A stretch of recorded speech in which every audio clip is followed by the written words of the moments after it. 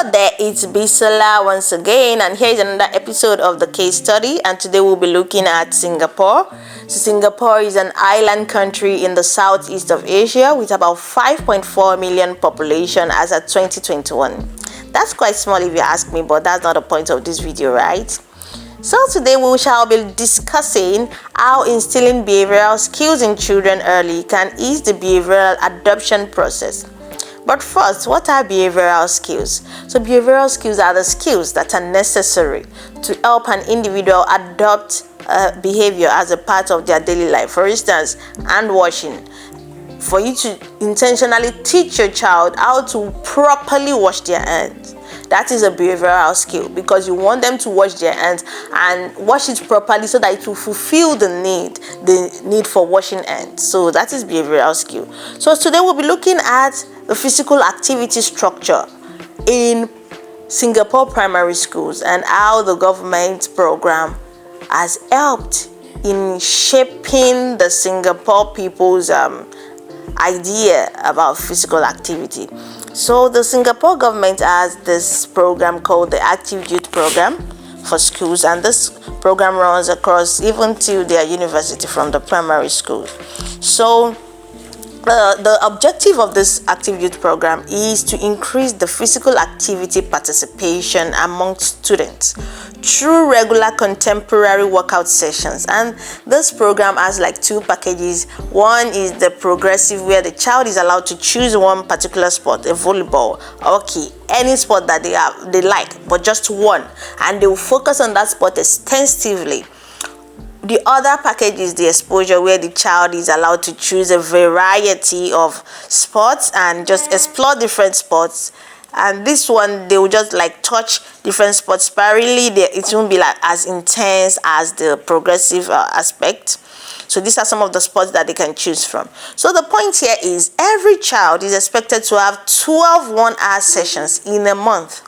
So this goes to show that they are not just teaching, the children are not just doing PE every Wednesday. They know the requirement for the PE that they should do. There's a requirement that meets with their age, and as they get into the transition into higher schools, higher levels, the requirement increases.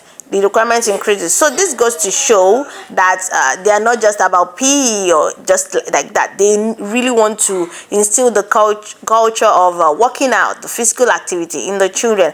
And in fact, a lot of primary and secondary schools in Singapore, they use their PE program, like their own, especially the private schools, they use their PE program as a marketing strategy for parents. So the parent, like, imagine using PE program as a strategy for marketing too. So this goes to show how much they value physical activity, because they see it. Okay, you have a strong PE program. Okay, we have a well-detailed PE program. So that means, okay, I want to take my child to this school because of their PE program. Imagine that from primary to secondary to their university, they use that as a marketing strategy.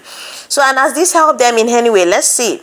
A 2021 study showed that 83.3% of the Singapore citizens have sufficient physical activity. So, and the research also confirmed that a majority of this 83.3% are actually people that went through the primary school. So this goes to show that the culture that, or let me say, from my own deduction from the results of the research, goes to show that what they've been doing from primary to secondary to the university, they see how much importance the school structure has given to physical activity.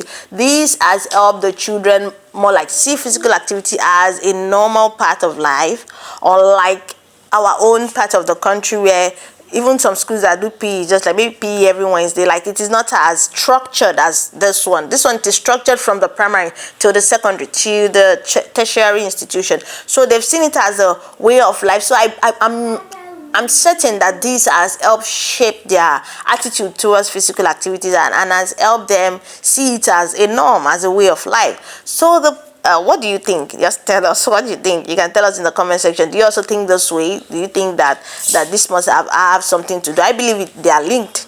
That's my own belief. So anyways, the point here is that whatever behavior, whatever healthy habit, whatever thing that we want our children to start doing regularly, that healthy habit that you've been trying to teach them. Just let us put more effort in teaching them the skill on how to do it, the skill to do it properly, so that this skill, when they see that the skill is there, the knowledge is there, it will help them see it as something very, very important, and it will further motivate them to want to do it. That is it. That is just how it works. We need skill, and we also need knowledge. So if there is any other habit that your child is struggling with, and you don't even know the type of skill that they need to help them harness the healthy habit and start acting on it, if you're struggling with that, you can let me know. You can send me a message. So I believe for you to see this video, you must have either my Facebook handle or my WhatsApp handle. So just send me a message, okay? So, and we will take it up from there. So that's just the point. Give them the knowledge, give them the skill, and you'll be sure that there will be success. So I hope this video has been able to teach you one or two things. At least you must have learned something about Singapore, right? So till next week, when we'll be exploring another country, another city, or maybe a family, we don't know. Thank you for listening. Do have a lovely day. Bye bye.